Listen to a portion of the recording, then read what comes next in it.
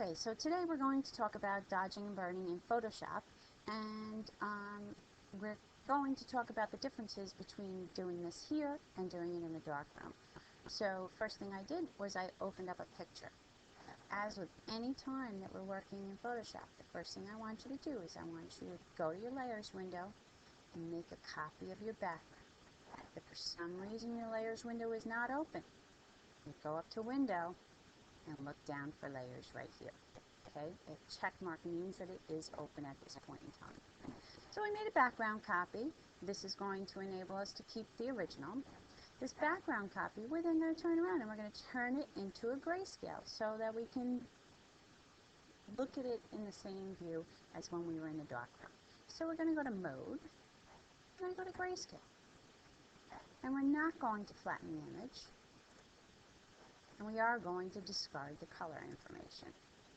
So it did discard the color information in the background. So when we resave this, we want to make sure we do not save it with the same name. Now, when you look at this, it was a really pretty color picture, right?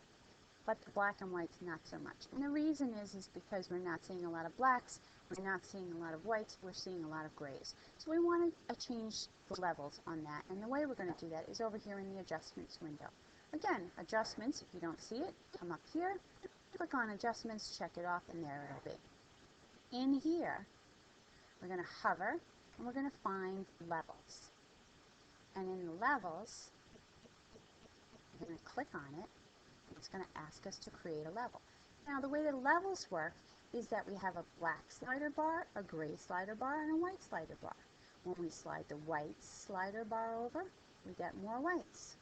When we slide the black slider bar over, we get more blacks. And when we slide the gray slider bar over, we can change the middle tones of these colors. So I'm going to get this just about to there. I like that. I'm happy with that. And now I'm going to do some dodging and burning.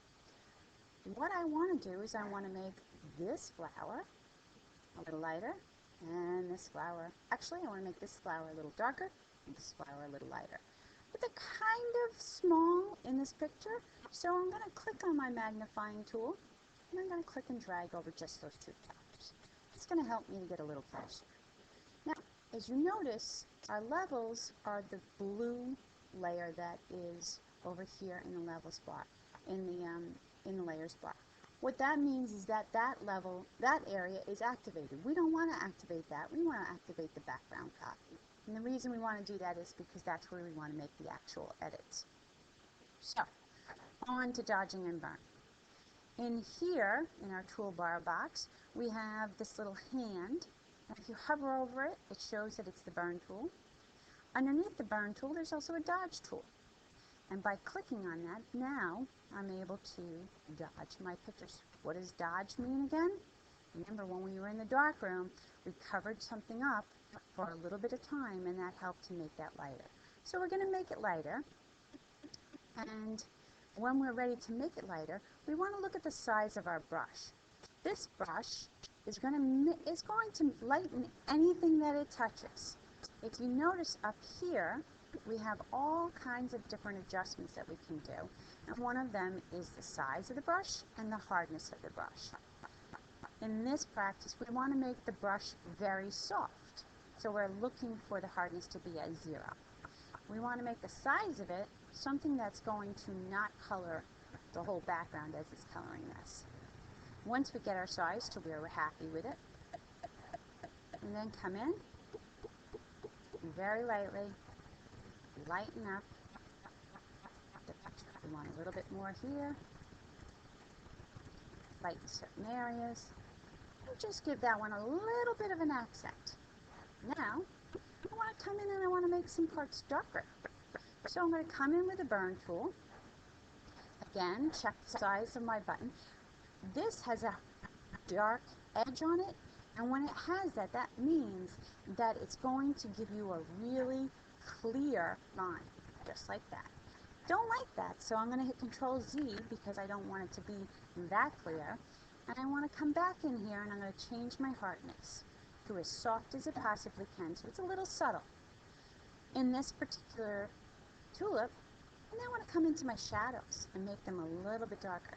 And again, ooh, way too much. It's a little bit too high. So I could either do Control Z, which will let me step back once, or I can come over to my history window and I can step back as many times as I want. Okay, so I'm coming back to there. I want to go back to the burn tool. I want to make my burn tool a little bit bigger, but I want to make my exposure a little lower. And that's going to allow me to just be very subtle about making this part darker. And that helps to just define this area a little bit more. So good. The last thing I said that I wanted to do is I want to make this tulip darker. And I'm going to do that just by clicking over the areas that I want to have darker.